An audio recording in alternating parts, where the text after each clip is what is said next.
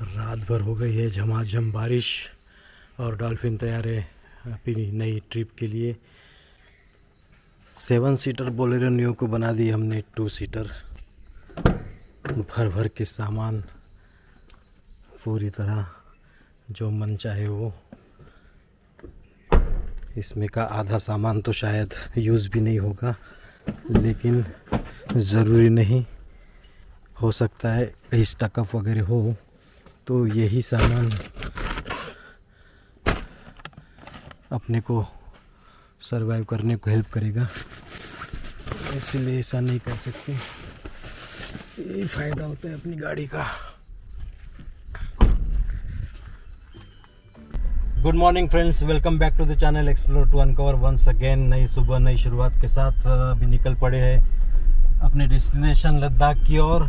आज का डेस्टिनेशन रहेगा झांसी। यहाँ से हमें अभी निकलना है जो वर्धा से बुट्टी बोरी तक नागपुर तुळजापुर सीमेंटेड 4 लेन कंक्रीट हाईवे से, और बुट्टी बोरी से हम लोग कनेक्ट कर लेंगे NH44 पर।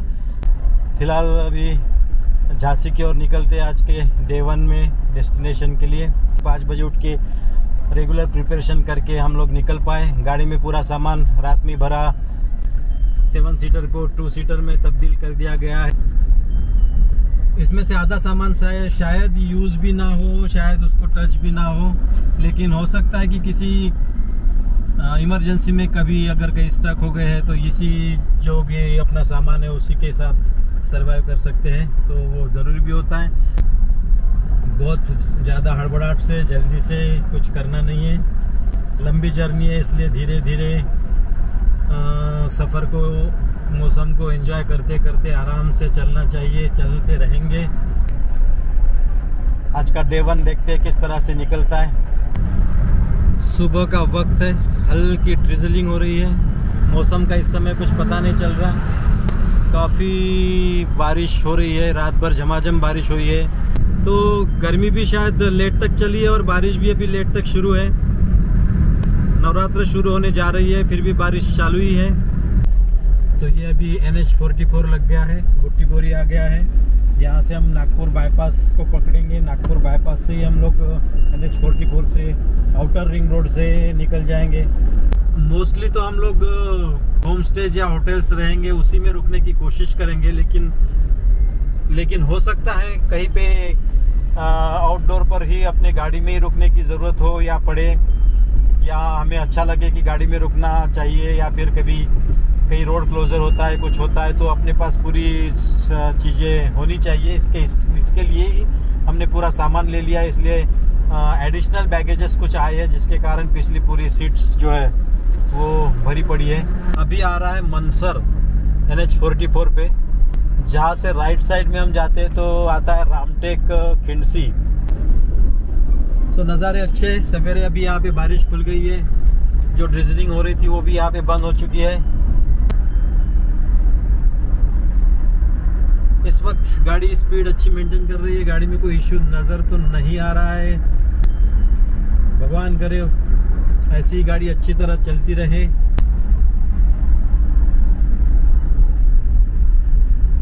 ना ठंडी वाला सीज़न है अभी, ना गर्मी वाला सीज़न है, तो अच्छा लग रहा है। कंपैरेटिवली वैसे ह्यूमिडिटी ज़्यादा है दिन में, लेकिन यहाँ पे अभी ठीक ठाक सब मौसम चल रहा है, ऐसा लगता है। थोड़ी सी रात में नींद कम हुई है एक्साइटमेंट के कारण वही, और ऊपर से फैमिली को लेकर अगर साथ चलना है तो थोड़ा सा एक कहीं ना कहीं दबाव रहता है। हर किसी के अपने अपने प्रॉब्लम्स होते हैं, दिक्कतें होती है। ये शायद अभी कॉशन ड्राइव से वर्किंग प्रोग्रेस टू कार्स के लिए, कार्स के लिए सीधा जाना है, और ये शायद RTO चेक पोस्ट है, तो कमर्शियल व्हीकल के लिए साइड में बनी है पोस्ट। फिलहाल तो सफ़र एंजॉय के साथ, खूबसूरती के साथ चल रहा है। पेंच का एरिया नज़र आएगा, या जो भी है वो पेंच प्रोजेक्ट है, पेंच टाइगर रिजर्व, उससे सटा हुआ लगा हुआ buffer zone, wild life forest कह सकते हो। और इस साइड पूरा जंगल एरिया, ये दोनों जंगलों के बीच से जाता हुआ NH44,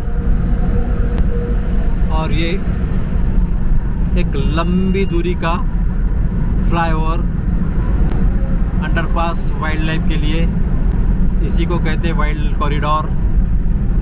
बड़ी खूबसूरती से बनाया हुआ।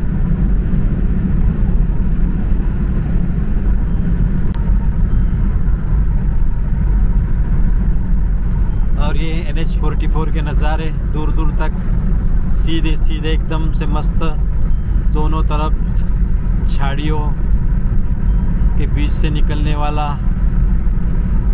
एक खूबसूरत रास्ता है। ये कनेक्ट करता है नॉर्थ से साउथ को, श्रीनगर जम्मू से लेकर तक कन्याकुमारी तक चलने वाला ये शायद सबसे लंबा नेशनल हाईवे हो।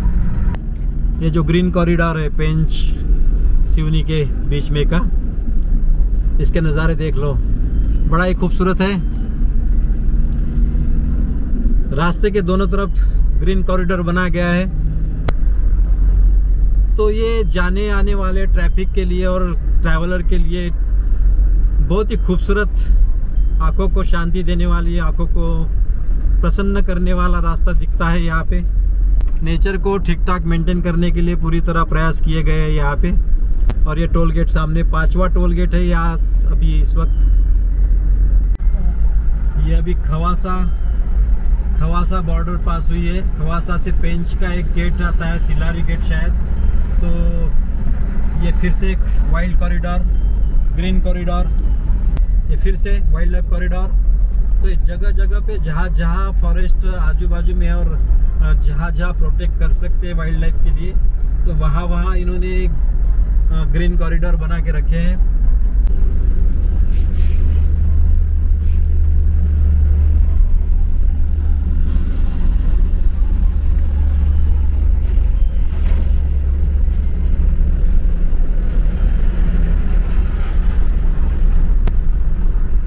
एक्चुअली क्या होता है, गाड़ी में डैश कैम की बहुत ज़रूरी होती है, ऐसा मुझे लगता है। डैश कैम होना ज़रूरी था। डैश कैम अगर रहता है तो लाइव अपना सब रिकॉर्डिंग होते रहता है, वो एक अच्छी बात है, वो एक प्रूफ के लिए भी अच्छी बात है, किसी भी अघटित घटना के लिए। और दूसरी बात, पूरा लाइव अपना शुरू रहता है रिकॉर्डिंग रास्तों का, तो इसी से काम चला लेंगे। मैंने पहले भी कहा कि जो भी अवेलेबल सोर्सेस है उसमें हमको काम चलाना है। हम सोर्सेस को अवेलेबल करने के लिए इंतज़ार नहीं कर सकते, और अगर वो नहीं है तो हम लोग आगे बढ़ना नहीं है ऐसा भी नहीं कर सकते। जो है उसके साथ आगे बढ़ो। आपकी आंखें, आपका मन सबको एक्टिवेट करके रखता है ऐसा रास्ता, और एक ट्रैवलर को अच्छा स्पिरिट देती है, अच्छी एनर्जी मिलती है।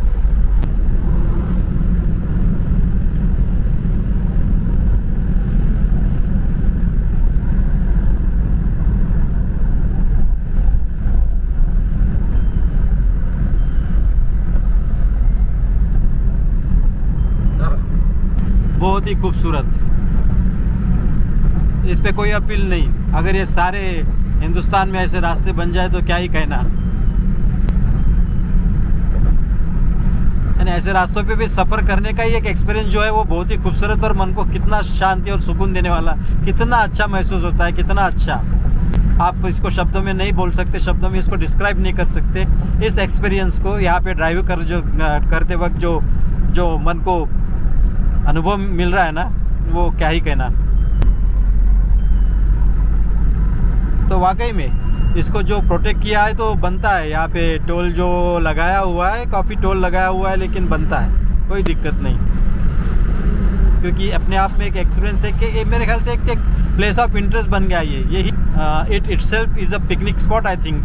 क्या ये खूबसूरती देखने के लिए जैसे हम जाते हैं, किसी बीच पे जाते हैं, कहीं किसी जंगल में जाते हैं, कहीं किसी महल पे जाते हैं, तो एक डेस्टिनेशन होता है, एक प्लेस ऑफ इंटरेस्ट होता है। तो क्या हम इस रास्ते को, ये जो सफ़र है, इस रास्ते को ही प्लेस ऑफ इंटरेस्ट नहीं कर सकते? ये देखने के लिए भी लोगों ने मेरे ख्याल से आना चाहिए। सो अभी 3 घंटे की ट्रैवल जर्नी में 190 किलोमीटर का फासला तय कर लिया हमने। और after Khawasa before Seoni on the NH44, this is a beautiful food plaza available here. So अब यहाँ पे नाश्ता पानी कर लेते हैं, थोड़ा सा स्ट्रेच ब्रेक ले लेते हैं। Hotel highway food company, poha और आलू पराठा, तो क्वालिटी अच्छी है, रिकमेंडेड फॉर फैमिली। एक स्ट्रेच ब्रेक और नाश्ता पानी के लिए, खाने के लिए, और फिर चाय। तो हो गया है नाश्ता, हेवी लंच, और बाकी जो दवाई वगैरह खाना था उसके लिए लंच करना ज़रूरी रहता है। तो दवाई खाना हो गया, फ्रेश होना हो गया। यहाँ पे बहुत अच्छी फैसिलिटीज़ है। गाड़ी की हालत कुछ ऐसी है। तो अभी बैठते हैं और निकलते स्ट्रेट वे। 200 किलोमीटर ऑलमोस्ट हमने कवर कर लिया 3 घंटे में। तो ऑलमोस्ट 1 घंटे का ब्रेक हो गया लंच के लिए, लेकिन ठीक है, सब फैसिलिटीज़ के कारण वहाँ पे वॉशरूम वगैरह का इस्तेमाल हो गया, फ्रेश हो गए। और 200 किलोमीटर के बाद पहला स्ट्रेच ब्रेक था। मौसम अभी फिर से बारिश वाला, बादल वाला हो चुका है। और यहीं पे कुछ नज़ारे ऐसे हो गए हैं कि बारिश का पानी है शायद, ये यहाँ पे आप देख सकते हो, झील नुमा ये सब बना हुआ है। और शायद ये ईंट भट्टी है, तो ईंट भट्टी पूरी तरह पानी से घिर चुकी है।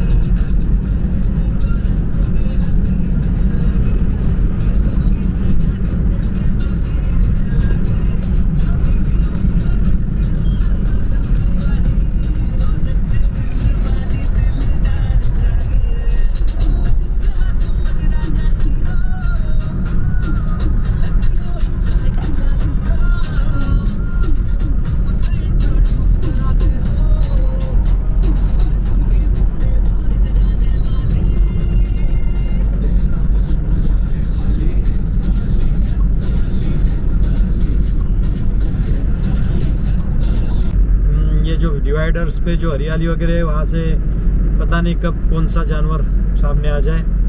तो जब भी मैं फुल टैंक करता हूँ तो ट्रिप A को मैं 0 करके रखता हूँ, और फिर से फुल टैंक करने के बाद में 0 कर लेता हूँ। तो वो डिस्टेंस से पता चल जाता है कि एग्जैक्टली टैंक टू टैंक कितना माइलेज दिया है गाड़ी ने।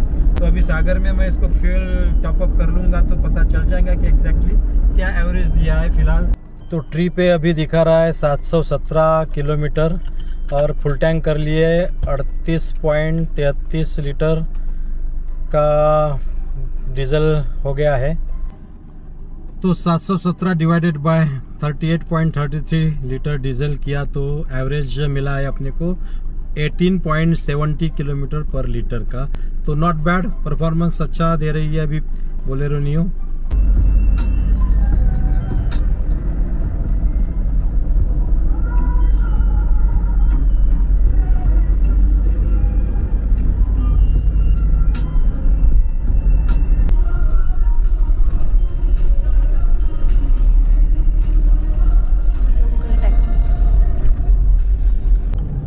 ये अभी अमजारा घाटी शुरू हो गई है। एमपी बॉर्डर चेक पोस्ट अभी चला गया और ये अभी यूपी में हमने एंटर कर लिया। यहाँ से ललितपुर है 47 किलोमीटर, फिर बबीना, उसके बाद आएगा झांसी। तो झांसी ये यूपी में है और आगे चल के जब हम ग्वालियर जाएंगे तो फिर एमपी में एंटर कर जाएंगे।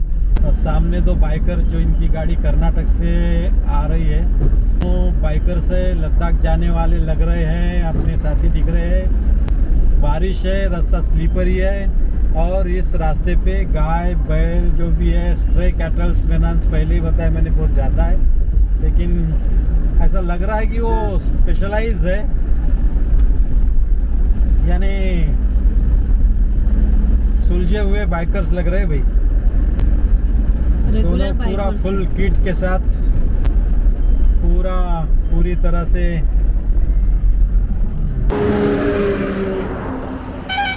झांसी के पहले 100 किलोमीटर पहले ये बढ़िया सी सुंदर सी झील।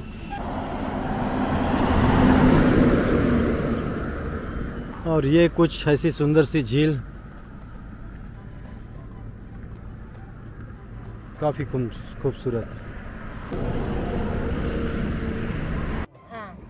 तो ये अभी हम लोग निकल रहे हैं बेतवा नदी से और बारिश चालू हो गई है फिर यहाँ से अभी।